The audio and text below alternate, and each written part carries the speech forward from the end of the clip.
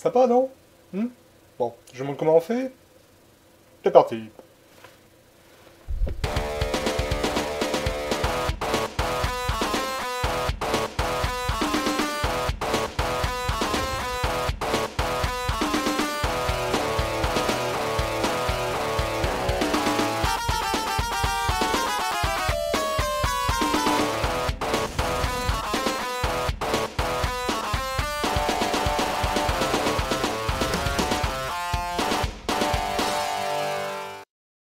Nous revoici sur notre rock. Alors cette fois-ci, donc je viens de le refaire vite fait. Donc j'ai choisi cette fois-ci plutôt la police en version regular, normale, c'est-à-dire pas grasse d'origine, la 700, pour éviter d'avoir des petits artefacts du fait de l'épaisseur. Alors, donc je vais à nouveau repasser ça sous forme d'objet modélisé. Lui demander le shading, je vais demander bien entendu flat immédiatement, hein, donc si je fais T, vous voyez j'ai l'option qui est apparue là, de sorte qu'il n'y ait pas, enfin qu'il répartit partout bon, ce sera plus clair si je vous montre plus tard.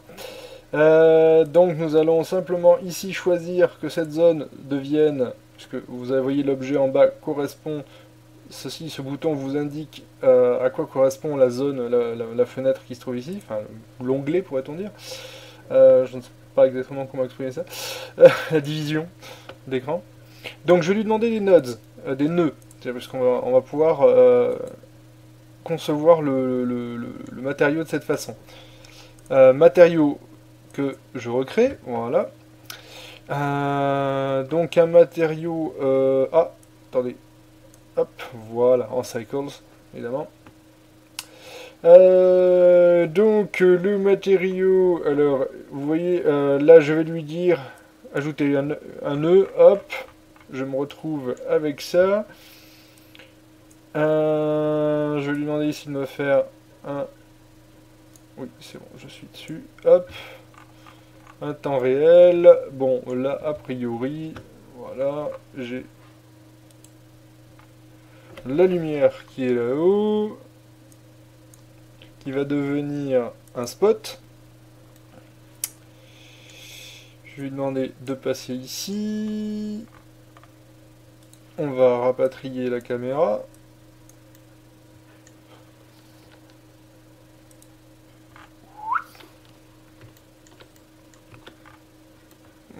Voilà.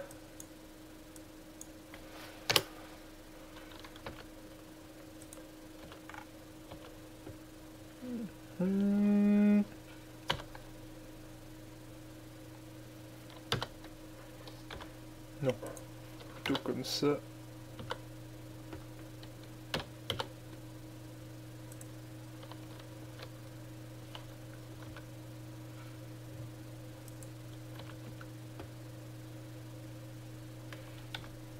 Non plus. Voilà. Hop. On est vraiment bloqué dessus. Là. Et oui, bon, alors le spot, on va lui demander, donc on le rend émissif de... Oui. Ah, pas mal, on va dire. Allez. Voilà, donc bref.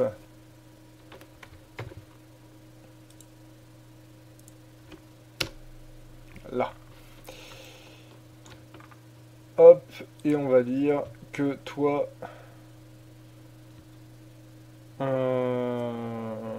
tu...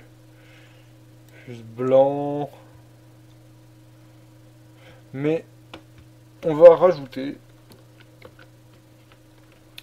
On va lui rajouter un effet glossy. Donc, pour ajouter, comme on m'a fait remarquer la dernière fois, effectivement, vous pouvez toujours ajouter un objet en faisant add. Donc, vous voyez, par exemple, add pour le texte tout à l'heure, enfin, dans l'épisode précédent, add pour rajouter ici un nœud. Vous pouvez également évidemment faire le Shift A, qui vous est rappelé quand vous restez, vous laissez le curseur dessus. Moi j'apprécie beaucoup parce que ça vous le met directement sous le curseur, tout simplement. Là par exemple, je voudrais qu'il diffuse un peu de blanc, mais en même temps, je voudrais que ça faire l'effet brillant. Donc en fait, je vais me placer là, je vais faire un Shift A, je vais dire Shader, Mix Shader. Donc les deux nuanciers d'avant vont pouvoir être mixés et nous faire quelque chose entre les deux. Alors, bon, là, ça va... je vais lui demander de briller. Vous voyez, ça. Et si je fais ça, voilà, on oscille entre les deux. Évidemment, là, c'est moche parce que...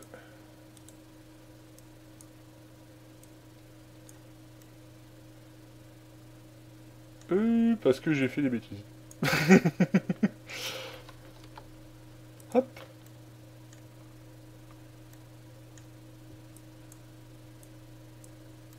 Voilà. Parce que j'avais mal mis le spot. Donc, hop, je vais lui dire que je voudrais que ce soit un peu plus... voilà. Donc là, on a ça. Bon, une chose que je vais faire tout de suite. Oui, non, j'ai mis en métrique, donc ça c'est bon. Une chose que je vais faire immédiatement, c'est que je vais aller mettre film, je vais lui demander la transparence. Voilà. Simplement comme ça, si je veux faire des petits rendus vite fait, clac, la transparence, même si dans le cas présent, je voudrais animer. Également dans le rendu, au niveau du sampling, alors bon, moi j'ai mon petit réglage perso qui me permet de diminuer un petit peu d'éviter d'avoir trop de bruit tout en... Enfin, sans mettre non plus 3 heures à faire le rendu, vous voyez. Ça vous fait quelque chose d'à peu près équilibré. Effectivement, avec juste un spot comme ça, il y a des chances d'avoir un petit peu de bruit sur l'image. Après, vous pouvez augmenter le nombre de samples si vous voulez, si vous voulez diminuer assez efficacement.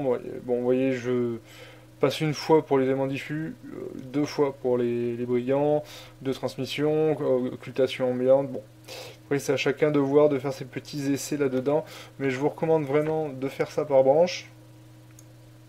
Bah lui, effectivement, bon, vous pouvez lui demander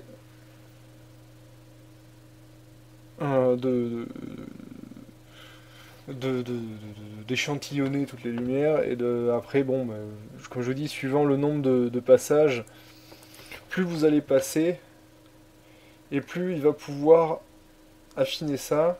Vous voyez. Ah, tiens, j'ai encore fait la même bêtise que la dernière fois. J'ai encore oublié de lui demander de faire toujours ça avec la carte graphique. Vous voyez, plus vous passez, plus ça affine l'image. Maintenant, plus vous faites de passages, plus ça va prendre de temps, hein, forcément.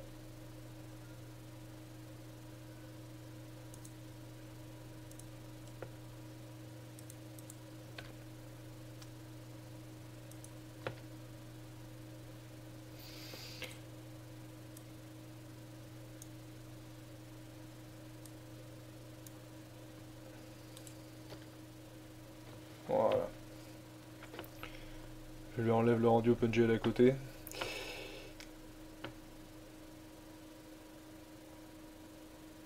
On a quelque chose de plutôt sympa, rien qu'à 7. Donc, ensuite, ce que je peux vouloir aussi faire, alors ça va être avoir plusieurs sources de lumière et aussi peut-être plusieurs sortes de textures dessus, voire générer une sorte de volume, faire que les lumières vont s'incruster un petit peu dedans. Donc, pour faire ça, alors je peux soit effectivement mettre de la texture, mais c'est la solution facile. Je peux travailler le displacement avec une texture, mais dans mon cas, je vais choisir de lui demander de me faire quelque chose d'aléatoire. Donc je vais non pas partir d'une image, comme vous pourriez faire là, de texture qui vous fera la forme, mais bien d'un truc un petit peu aléatoire. J'ai envie d'un truc un peu brouillon. Donc je prends le facteur, hop, sur le displacement. Donc ici je vais lui demander d'aller voir ailleurs et de me faire de l'OpenGL. Et vous voyez, ça commence à devenir zinzin. Alors le problème, c'est ces rebords. Vous voyez là, ça vous fait un truc un peu bizarre. Il y a un problème de résolution entre les deux. Alors pour éviter ça, nous allons arracher les faces. Donc arracher les faces, ça veut dire qu'on va lui demander de passer en mode édition, ou avec la touche Tab, hein. Qu'on va lui dire je veux toutes les faces, donc A. Donc vous voyez, là ça m'a sélectionné absolument tout. D'accord. Ensuite on va lui dire, alors soit Mesh, UV, Unwrap, et d'aller dans ce menu là, soit appuyer sur la touche U, et je vais lui dire moi Smart, hein, parce qu'il est très malin, vous allez voir, il va bien se débrouiller, il va être gentil. Ça va être un grand garçon super sage. Hop, clac, et voilà. Comme vous pouvez voir, il a quand même fait du très beau boulot, hein, a priori en Smart. Je suis généralement plutôt content. Sinon, vous pouvez aller par côté, lui dire extraire depuis cette vue, et l'organiser vous-même. Vous pouvez trouver plein de tutos rigolos là-dessus. Bon. Donc là, si vous voulez, vous pouvez toujours l'enregistrer, puis le réimporter pour dessiner dessus. Si vous n'avez pas envie, on va faire ça avec notre matériau, comme on a dit. Donc maintenant que j'ai fait ça, il faut que je prenne ça et on va lui demander de dessiner dessus. On va lui demander de faire un truc dessus. Donc, je vais lui demander les coordonnées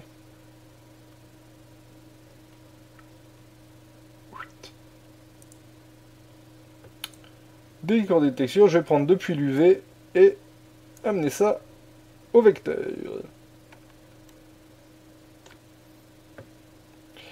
Maintenant, hop, je peux m'amuser à faire joujou avec mon bruit. Comme vous pouvez voir, ça se répartit parfaitement partout, de manière à peu près homogène. Et on peut donner l'impression, un côté bien vintage, comme à notre ami le rock.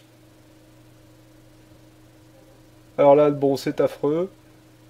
Mais tout ce que je voudrais, c'est qu'ils prennent un air un petit peu... Voilà. De bonne vieille pierre. Après tout, c'est du rock, hein. Bon. Voilà.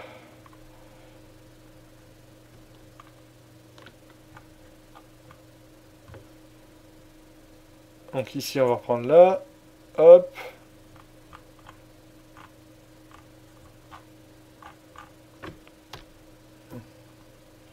Tac, voyons voir ce que ça donne. En 7, ça commence à plomber un peu, mais franchement, ça a déjà plus de la gueule quand même, hein.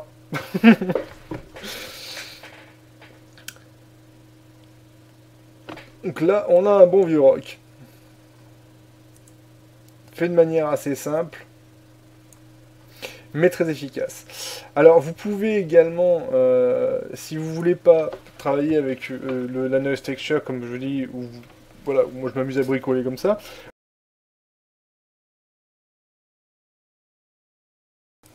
Je vais donc mettre ceci de côté, faire un contrôle, un Shift A, pardon, texture, image texture.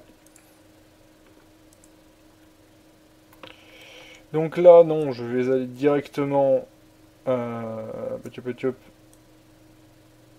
Vous voyez, il suffit de cliquer, hein, tout simplement, vous maintenez appuyé pour relier, hein, pour créer des petits câbles, hein, d'un élément à l'autre. Vous voyez, c'est assez simple. Hein.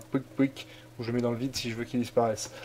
Je vais donc faire Open, je vais ouvrir ma texture, on va dire celle-là.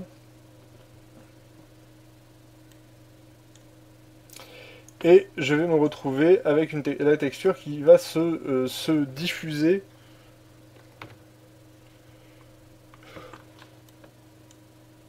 Enfin, la texture là...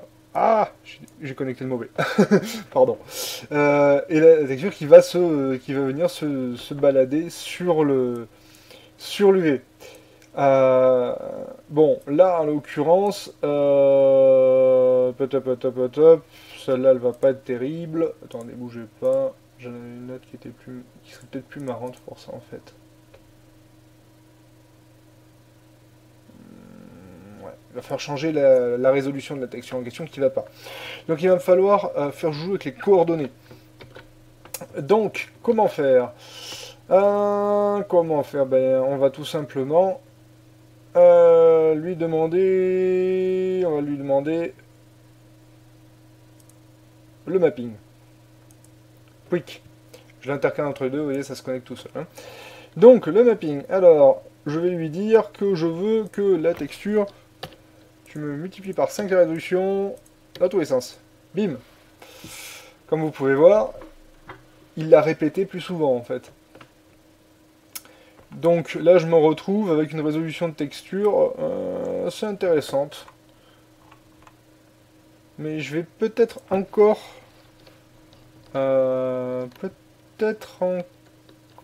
l'augmenter. Ah ouais, en fait, je vais vraiment l'augmenter. Et alors, vous pouvez aussi vous amuser à rajouter du bruit dedans. Hein. C'est le facteur qui m'intéresse. Quick. Mais ça devient vite la folie furieuse. Si vous vous laissez aller un petit peu trop. Mais ça peut être sympa. Avec certaines textures, ça permet de donner une sensation de...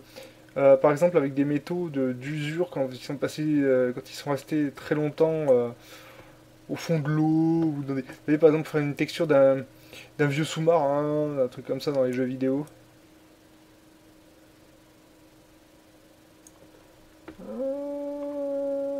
Ouais, je dois être pas loin de ce que je pense. Excusez-moi, je suis jamais satisfait. Là, voyons voir. F12. Ou sinon, évidemment, render, enfin rendu F2, faire le rendu d'image, évidemment. Et là, vous voyez, ouais, ça commence à faire du rock.